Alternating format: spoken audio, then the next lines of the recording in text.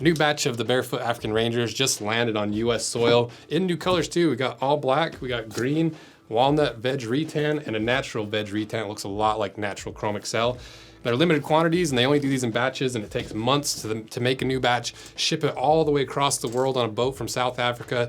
And so that's why we do them in batches, and that's why you should get a pair before they're gone. So check them out below. Lems makes one of my favorite boots of all time in their wide toe box. I just call them shop slippers because they're so freaking comfortable. And they make a bunch of other really popular shoes, but for this little mini series of finding Weston's perfect casual sneaker, I feel like this one's pretty close, because really what I'm looking for with this is just a quick, concise video full of a lot of information to find exactly what it is, my perfect casual sneaker. You know, I'm still gonna wear regular boots and regular sneakers, but on occasion, you just wanna throw something on super comfy, that it's reliable, you can relax your feet for a little bit, and that's exactly what I'm trying to find. And so what specifically am I looking for? Well, near zero drop, just because I don't like my toes getting crammed to the front of a shoe. Enough wiggle room so my toes aren't squished, just generally. I don't want them to look like clown shoes. You know, I want them to be stylish enough that people are like, oh, he's clearly wearing a pair of like orthotic shoes. I want them to be very discreet. And obviously I need them to be durable, and I want the price to be right, because these are just casual sneakers at the end of the day. And thanks to Scentbird for sponsoring this video, because if there's one thing that I could tell my friends as a fellow single man, just improve your smell game. It's so easy. And that's why I really like Scentbird for this channel, because I like all the different scents. I like getting new colognes. And if you don't know, the beautiful thing about Scentbird is that you get these little samples each month. You can adjust it, you can change it. You don't have to buy a $150 giant thing of it. It's gonna last you 30 years. You're able to try a bunch of different scents. And so we've got 4 here that they sent us. And I like just doing this where I do like a blind smell test. So first, let's do the DS and Durga. See how this one smells. Ooh, I think I like that one. That's a really clean smell, but still nice and manly. I'd wear that one for sure. Roja Elysium. Like, this is what I would use at night, where it's just a little bit sweeter. It's not quite as like strong and musky, just enough to like unwind. The Malo. Let's give this one a try. Ooh, that one's really sweet. Oh, I like that a lot. I might get this. I already have it. I'm stealing this one. Sorry, everyone in the shop. This one's mine. And each of these are about 30 days worth of supply. So if you have 4 of them, I guess that's 4 months worth.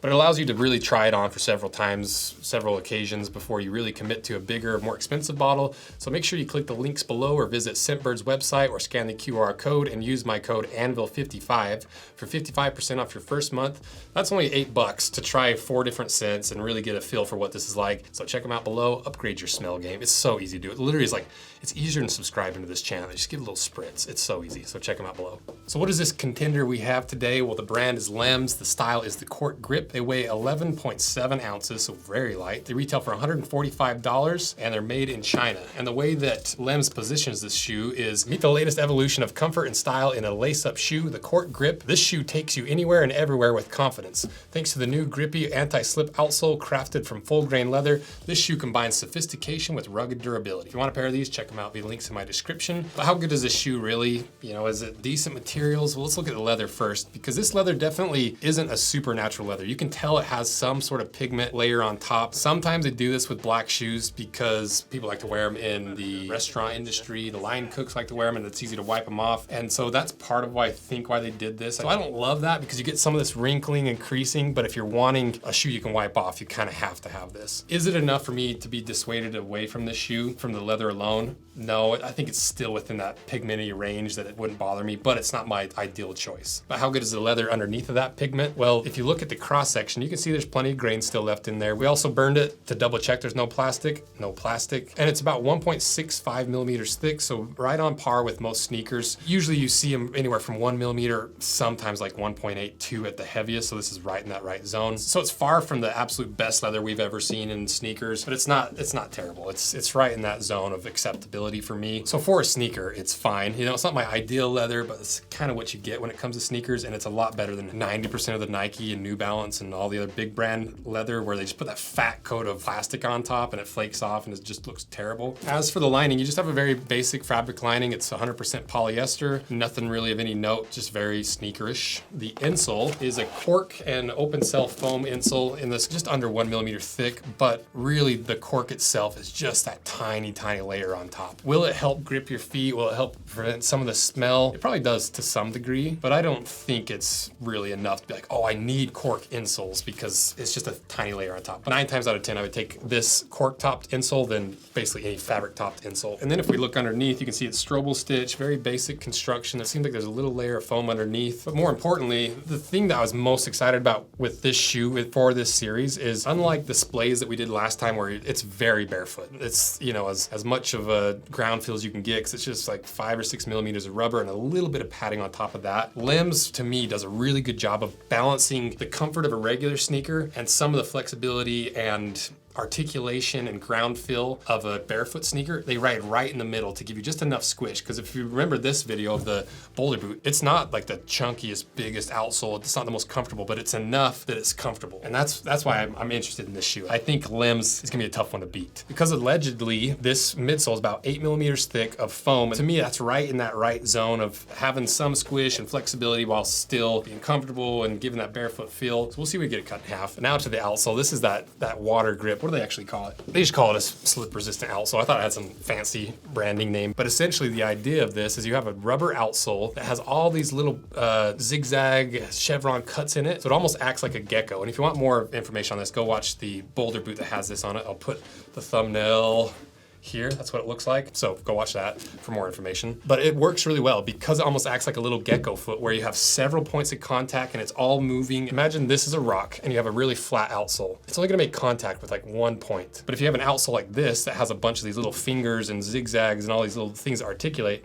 it starts flat, but then it kind of molds around it. So you just have more surface area, more contact with the thing that you're trying to not slip on. And that's the concept behind this outsole, and it works really well. The only downside of that is it's gonna potentially wear out faster than if it were just all solid rubber. And as for durometers of these different materials, the foam is a 45 Shore A, so right in that sweet spot of not too soft, not too hard. The outsole is a 55 Shore A, so that's another reason why you get more grip in this, because it's a fairly soft rubber, not crazy soft. You know, work boots up in the 70 range, really soft outsoles down like the 30 range, so it's right in that middle ground area. And as for the ball and bar drop, it bounced up 7 inches on the ball drop and 4 inches on the bar drop. So that tells me this is a lot more of the comfort side of this series that I'm trying to find, especially compared to the splay. But we don't know exactly what's inside of this thing, so let's cut it in half and find out.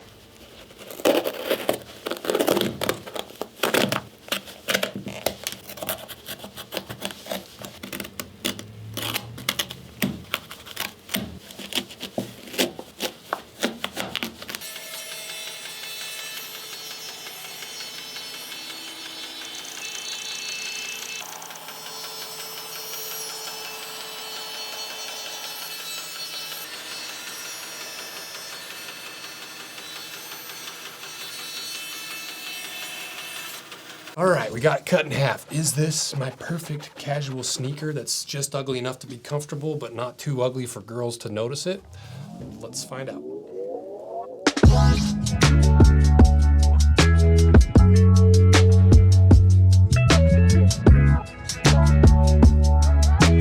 So I honestly feel like this is close because, like we mentioned in the first half, it's 8 millimeters of foam. It's like not too much to where you're not feeling anything under your foot, but still enough that you get squish. And if it starts bottoming out, you have enough material that it doesn't just immediately bottom out. The outsole is about 5 millimeters thick, and you can see there's just one tiny little layer of foam underneath that lasting material. So did it pass all my requirements? Nearly zero drop? Yep. Pretty close. Is it enough squish to be comfortable? Yes. Is it flexible and articulate? It definitely is, but it's not the most flexible and articulate, but I think it's enough for me specifically. No super squish toes, clearly. But what about the clown shoe? Are these stylish enough for me to be able to pull off without feeling weird about them? They're way closer than the splays, but I still think they're just a little bit wide for me to be fully comfortable in them. And keep in mind, this is like the super subjective thing.